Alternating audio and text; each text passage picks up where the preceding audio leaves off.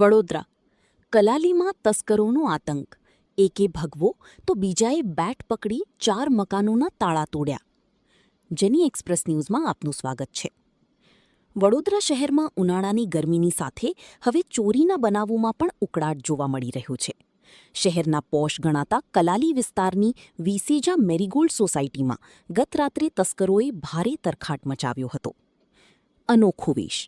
સીસીટીવીમાં કેદ થયેલા 2 તસ્કરો પૈકી એક ભગવા કપડામાં સજ્જ હતો, જ્યારે બીજો હાથમાં બેટ લઈને જાણે પહેરો ભરતો હોય તેમ બિંદાસ્ત ઘૂમી રહ્યો હતો.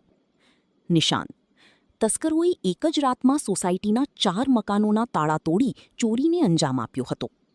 પોલીસનો જરા પણ ડર ન હોય તેમાં ચડ્ડી બનિયાન ગેંગના સાગરીતો કેમેરામાં સ્પષ્ટપણે કેદ થયા છે. રહીશોમાં ફફડાટ.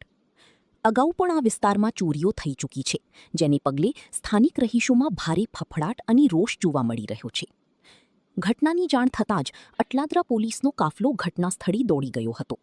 હાલ પોલીસે સીસીટીવી ફૂટેજના આધારે તસ્કરોનું પગીરું મેળવવા અને કેટલી મત્તાની ચોરી થઈ છે તે દિશામાં તપાસ તેજ કરી છે.